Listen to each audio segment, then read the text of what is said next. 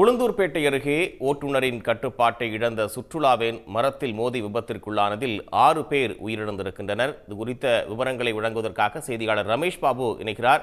ரமேஷ் பாபு, கூடுதல் தகவல். வணக்கம்.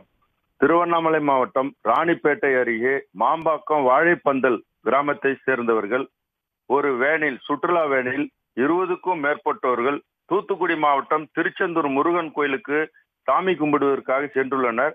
அங்கு சாமி கும்பிட்டு விட்டு மீண்டும் திருப்பி சொந்த ஊருக்கு அந்த வேனில் சென்று கொண்டிருந்தனர்.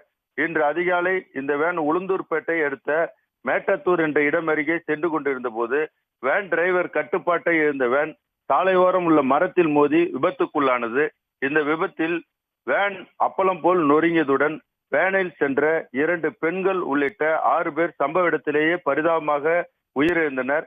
மேலும் வேனில் சென்ற வெங்கடேசன், கௌதமன், சரவணன், கருணாகரன், தனம், பார்த்திபன், நவீன், டிராவிட் உள்ளிட்ட 14 பேர் படுகாயமடைந்தனர். உடன் இந்த விபத்து குறித்து தகவல் அறிந்து சம்பவ இடத்துக்கு சென்ற திருநாவலூர் காவல் நிலைய போலீசார் மற்றும் தீயணைப்பு குழுவினர் விபத்துக்குள்ளானவர்களை மீட்டு விழுப்புரம் முண்டியம்பாக்கம் அரசு மருத்துவக் கல்லூரி மருத்துவமனைக்கு சிகிச்சைக்காக அனுப்பி வைத்தனர். விபத்தில் சிக்கி உயிரிழந்தவர்களை 6 பேரின் சடலத்தை மீட்டு விழுப்புரம் முண்டியம்பாக்கம் அரசு மருத்துவமனைக்கு பிரேத பரிசோதனைக்காக அனுப்பி வைத்துள்ளனர்.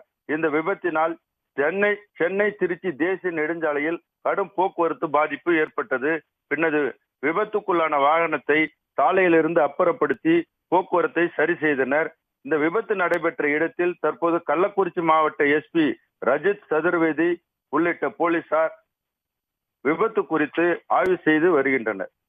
உடனுக்குடன் செய்திகளை தெரிந்து கொள்ள சன் நியூஸ் பெல் ஐகானை கிளிக் பண்ணுங்க.